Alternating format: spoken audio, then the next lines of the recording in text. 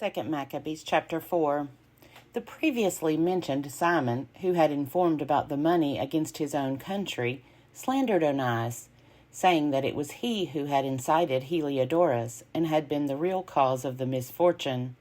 He dared to designate as a plotter against the government the man who was the benefactor of the city, the protector of his compatriots, and a zealot for the laws.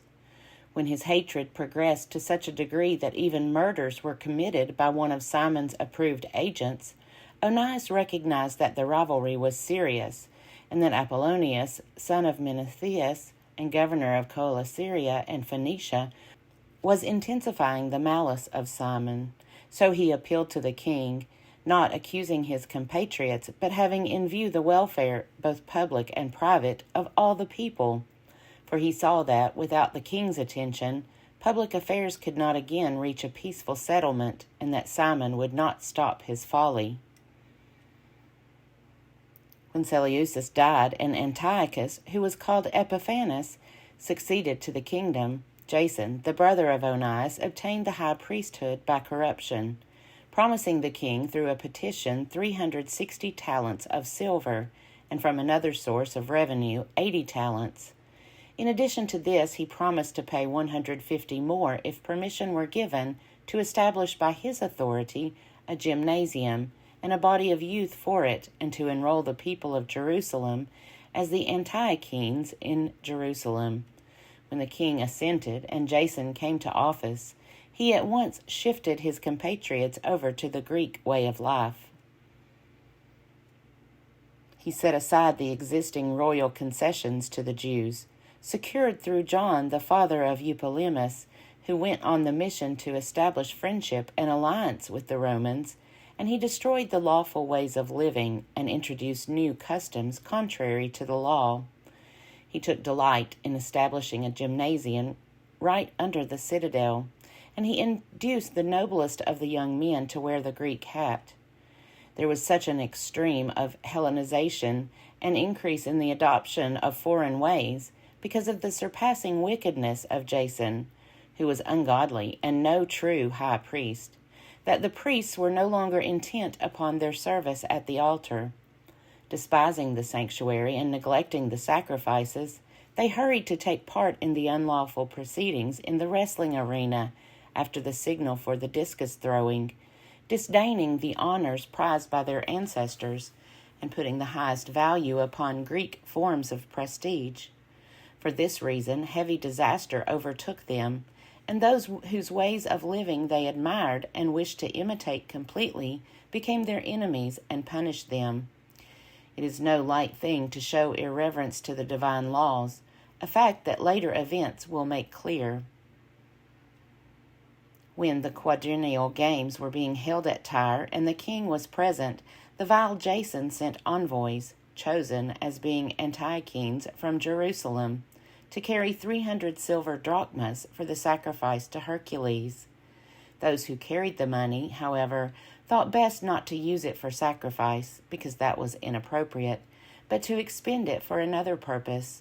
So this money was intended by the sender for the sacrifice to Hercules, but by the decision of its carriers it was applied to the construction of triremes.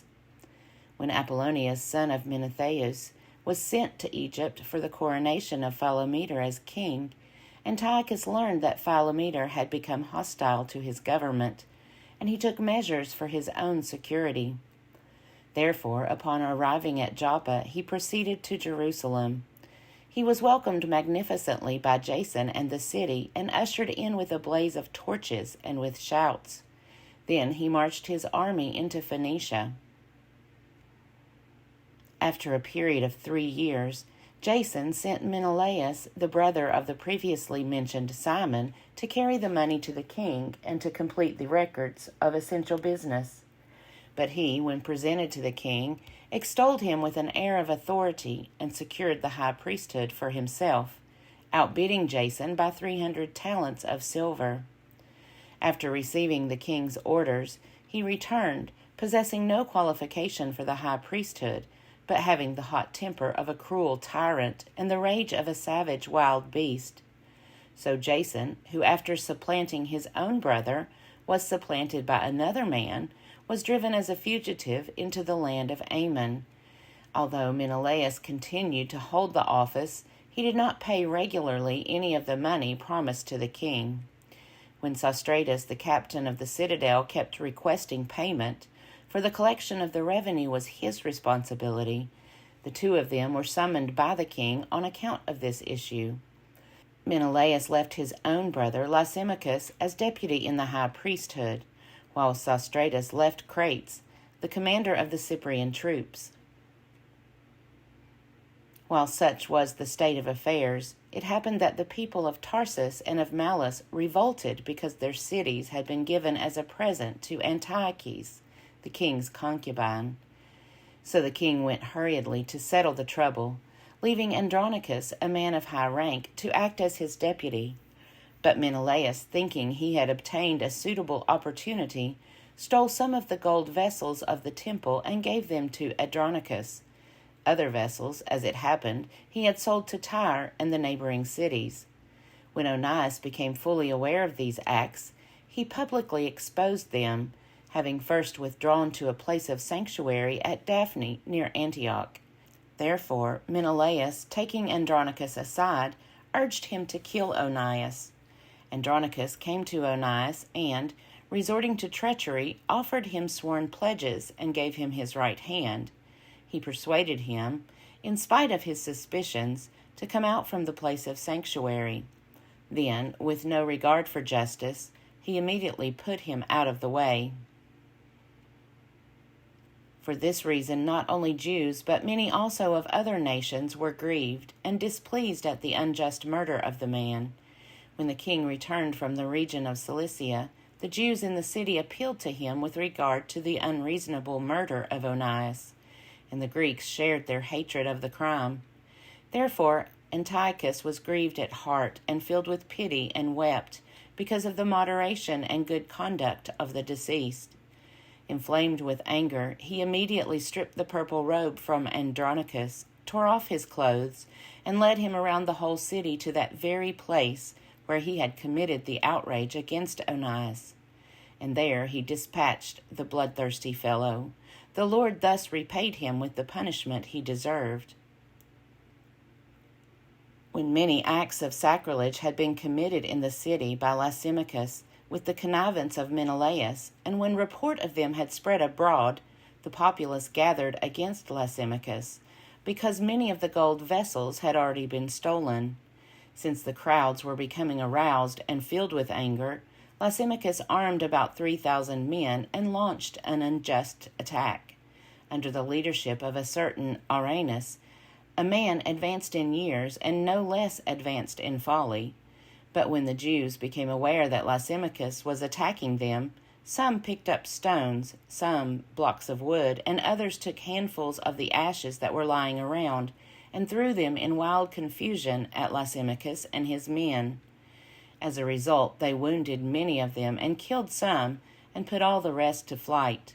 The temple robber himself they killed close by the treasury. Charges were brought against Menelaus about this incident. When the king came to Tyre, 3 men sent by the Senate presented the case before him. But Menelaus, already as good as beaten, promised a substantial bribe to Ptolemy, son of Dorymenes, to win over the king. Therefore Ptolemy, taking the king aside into a colonnade as if for refreshment, induced the king to change his mind. Menelaus, the cause of all the trouble, he acquitted of the charges against him, while he sentenced to death those unfortunate men who would have been freed, uncondemned, if they had pleaded even before the Scythians. And so those who had spoken for the city and the villages and the holy vessels quickly suffered the unjust penalty. Therefore even the Tyrians, showing their hatred of the crime, provided magnificently for their funeral. But Menelaus, because of the greed of those in power, remained in office, growing in wickedness, having become the chief plotter against his compatriots. 2 Maccabees chapter 5. About this time Antiochus made his second invasion of Egypt, and it happened that, for almost 40 days, there appeared over all the city golden-clad cavalry charging through the air, in companies fully armed with lances and drawn swords. Troops of cavalry drawn up, attacks and counterattacks made on this side and on that, brandishing of shields, massing of spears, hurling of missiles, the flash of golden trappings, and armor of all kinds. Therefore everyone prayed that the apparition might prove to have been a good omen. When a false rumor arose that Antiochus was dead, Jason took no fewer than 1,000 men and suddenly made an assault on the city. When the troops on the wall had been forced back and at last the city was being taken, Menelaus took refuge in the citadel.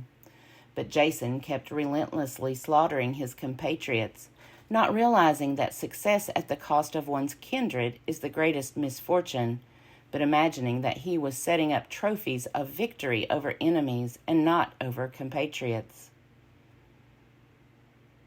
He did not, however, gain control of the government. In the end, he got only disgrace from his conspiracy and fled again into the country of the Ammonites. Finally, he met a miserable end, accused before Aretas, the ruler of the Arabs, fleeing from city to city, pursued by everyone, hated as a rebel against the laws, and abhorred as the executioner of his country and his compatriots. He was cast ashore in Egypt. There, he who had driven many from their own country into exile died in exile, having embarked to go to the Spartans in hope of finding protection because of their kinship. He who had cast out many to lie unburied had no one to mourn for him. He had no funeral of any sort and no place in the tomb of his ancestors. When news of what had happened reached the king, he took it to mean that Judea was in revolt. So, raging inwardly, he left Egypt and took the city by storm. He commanded his soldiers to cut down relentlessly everyone they met and to kill those who went into their houses. Then there was massacre of young and old, destruction of boys, women, and children, and slaughter of young girls and infants. Within the total of 3 days, 80,000 were destroyed, 40,000 in hand-to-hand fighting, and as many were sold into slavery as were killed. Not content with this, Antiochus dared to enter the most holy temple in all the world, guided by Menelaus, who had become a traitor both to the laws and to his country. He took the holy vessels with his polluted hands and swept away with profane hands the votive offerings that other kings had made to enhance the glory and honor of the place. Antiochus was elated in spirit and did not perceive that the Lord was angered for a little while because of the sins of those who lived in the city, and that this was the reason he was disregarding the holy place. But if it had not happened that they were involved in many sins, this man would have been flogged and turned back from his rash act as soon as he came forward, just as Heliodorus had been, whom King Seleucus sent to inspect the treasury. But the Lord did not choose the nation for the sake of the holy place, but the place for the sake of the nation. Therefore the place itself shared in the misfortunes that befell the nation, and afterward participated in its benefits. And what was forsaken in the wrath of the Almighty was restored again in all its glory when the great Lord became reconciled. So Antiochus carried off 1,800 talents from the temple and hurried away to Antioch, thinking in his arrogance that he could sail on the land and walk on the sea, because his mind was elated. He left governors to oppress the people.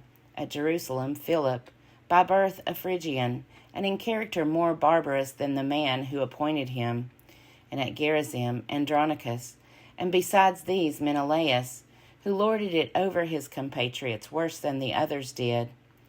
In his malice toward the Jewish citizens, Antiochus sent Apollonius, the captain of the Mysians, with an army of 22,000, and commanded him to kill all the grown men, and to sell the women and boys as slaves. When this man arrived in Jerusalem, he pretended to be peaceably disposed and waited until the holy Sabbath day. Then, finding the Jews not at work, he ordered his troops to parade under arms. He put to the sword all those who came out to see them. then rushed into the city with his armed warriors and killed great numbers of people. But Judas Maccabeus, with about 9 others, got away to the wilderness and kept himself and his companions alive in the mountains, as wild animals do. They continued to live on what grew wild, so that they might not share in the defilement. 2 Maccabees chapter 6.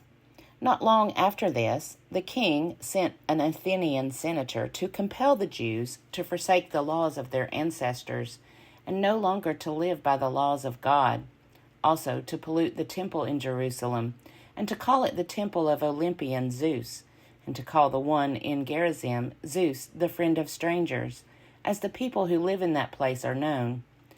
Harsh and utterly grievous was the onslaught of evil, for the temple was filled with debauchery and reveling by the nations, who dallied with prostitutes and had intercourse with women within the sacred precincts, and besides brought in things for sacrifice that were unfit.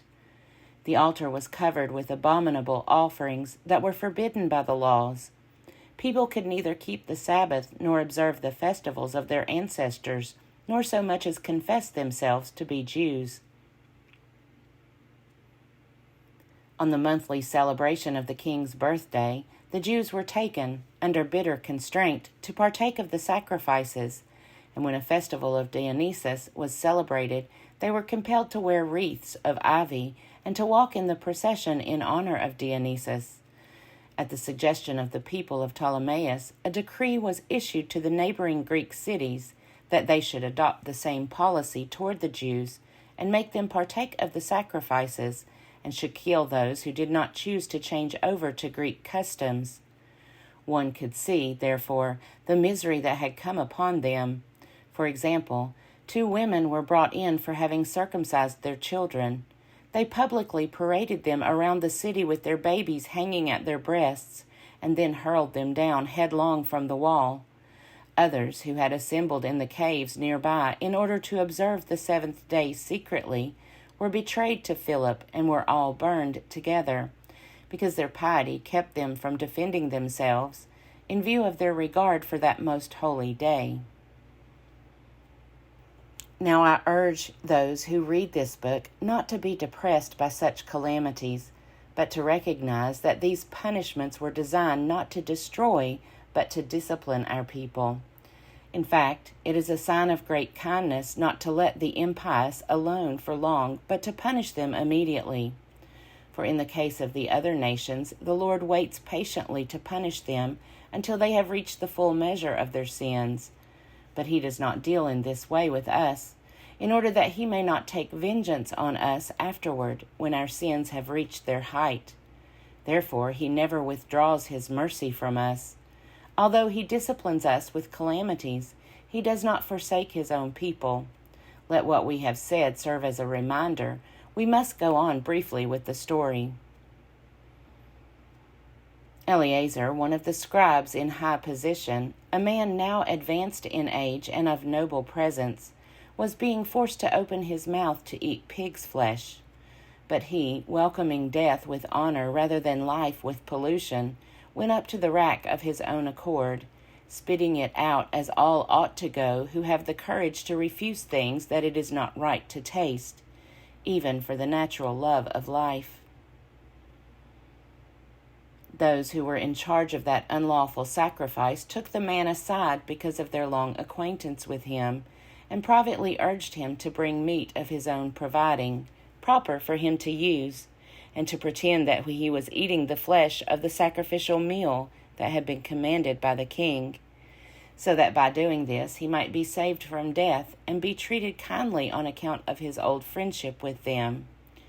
But, making a high resolve, worthy of his years and the dignity of his old age, and the gray hairs that he had reached with distinction, and his excellent life even from childhood, and moreover, according to the holy God-given law, he declared himself quickly, telling them to send him to Hades.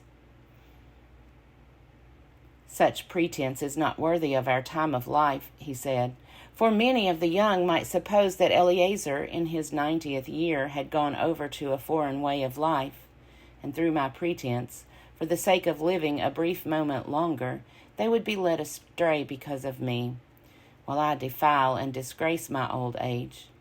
Even if for the present I would avoid the punishment of mortals, yet whether I live or die, I will not escape the hands of the Almighty. Therefore, by bravely giving up my life now, I will show myself worthy of my old age and leave to the young a noble example of how to die a good death, willingly and nobly for the revered and holy laws." When he had said this, he was dragged at once to the rack. Those who a little before had acted toward him with good will now changed to ill will, because the words he had uttered were in their opinion sheer madness. When he was about to die under the blows, he groaned aloud and said, "It is clear to the Lord in his holy knowledge that, though I might have been saved from death, I am enduring terrible sufferings in my body under this beating. But in my soul I am glad to suffer these things because I fear him." So in this way he died, leaving in his death an example of nobility and a memorial of courage, not only to the young, but to the great body of his nation. 2 Maccabees chapter 7. It happened also that 7 brothers and their mother were arrested and were being compelled by the king, under torture with whips and straps, to partake of unlawful pig's flesh. One of them, acting as their spokesman, said, "What do you intend to ask and learn from us? For we are ready to die rather than transgress the laws of our ancestors." The king fell into a rage and gave orders to have pans and cauldrons heated. These were heated immediately, and he commanded that the tongue of their spokesman be cut out, and that they scalp him and cut off his hands and feet, while the rest of the brothers and the mother looked on. When he was utterly helpless, the king ordered them to take him to the fire, still breathing, and to fry him in a pan.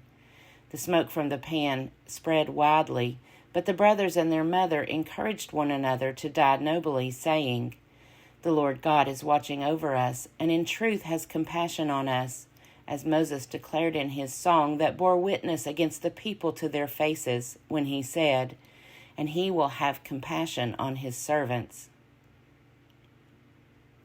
After the first brother had died in this way, they brought forward the second for their sport. They tore off the skin of his head with the hair and asked him, "Will you eat rather than have your body punished limb by limb?" He replied in the language of his ancestors and said to them, "No." Therefore he in turn underwent tortures as the first brother had done. And when he was at his last breath, he said, "You accursed wretch, you dismiss us from this present life, but the King of the universe will raise us up to a renewal of everlasting life, because we have died for his laws." After him, the third was the victim of their sport. When it was demanded, he quickly put out his tongue and courageously stretched forth his hands and said nobly, "I got these from heaven, and because of his laws I disdain them, and from him I hope to get them back again." As a result, the king himself and those with him were astonished at the young man's spirit, for he regarded his sufferings as nothing. After he, too, had died, they maltreated and tortured the fourth in the same way. When he was near death, he said, "One cannot but choose to die at the hands of mortals and to cherish the hope God gives of being raised again by him. But for you there will be no resurrection to life." Next they brought forward the fifth and maltreated him. But he looked at the king and said, "Because you have authority among mortals, though you also are mortal, you do what you please. But do not think that God has forsaken our people. Keep on, and see how his mighty power will torture you and your descendants."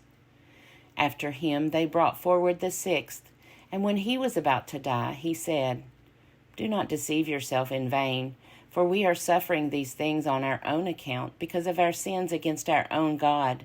But do not think that you will go unpunished for having tried to fight against God." The mother was especially admirable and worthy of honorable memory. Although she saw her 7 sons perish within a single day, she bore it with good courage because of her hope in the Lord. She encouraged each of them in the language of their ancestors. Filled with a noble spirit, she reinforced her woman's reasoning with a man's courage and said to them, I do not know how you came into being in my womb. It was not I who gave you life and breath, nor I who set in order the elements within each of you. Therefore, the Creator of the world, who shaped the beginning of humankind and devised the origin of all things, in his mercy gives life and breath back to you again, since you now forget yourselves for the sake of his laws. Antiochus felt that he was being treated with contempt, and he was suspicious of her reproachful tone. The youngest brother being still alive, Antiochus not only appealed to him in words, but promised with oaths that he would make him rich and enviable if he would turn from the ways of his ancestors, and that he would take him for his friend and entrust him with public affairs. Since the young man would not listen to him at all, the king called the mother to him and urged her to advise the youth to save himself. After much urging on his part, she undertook to persuade her son. But, leaning close to him, she spoke in their native language as follows, deriding the cruel tyrant. My son, have pity on me. I carried you 9 months in my womb and nursed you for 3 years, and have reared you and brought you up to this point in your life, and have taken care of you. I beg you, my child, to look at the heaven and the earth and see everything that is in them and recognize that God did not make them out of things that existed. And in the same way the human race came into being. Do not fear this butcher, but prove worthy of your brothers. Accept death, so that in God's mercy I may get you back again along with your brothers. While she was still speaking, the young man said, What are you waiting for? I will not obey the king's command, but I obey the command of the law that was given to our ancestors through Moses. But you, who have contrived all sorts of evil against the Hebrews, will certainly not escape the hands of God, for we are suffering because of our own sins. And if our living Lord is angry for a little while to rebuke and discipline us, he will again be reconciled with his own servants. But you, unholy wretch, you most defiled of all mortals, do not be elated in vain and puffed up by uncertain hopes when you raise your hand against the children of heaven. You have not yet escaped the judgment of the Almighty, all-seeing God. For our brothers, after enduring a brief suffering for everlasting life, have fallen under God's covenant. But you, by the judgment of God, will receive just punishment for your arrogance. I, like my brothers, give up body and life for the laws of our ancestors, appealing to God to show mercy soon to our nation, and by trials and plagues to make you confess that he alone is God, and through me and my brothers to bring to an end the wrath of the Almighty that has justly fallen on our whole nation. The king fell into a rage and handled him worse than the others, being exasperated at his scorn. So he died in his integrity, putting his whole trust in the Lord. Last of all, the mother died, after her sons. Let this be enough, then, about the eating of sacrifices and the extreme tortures.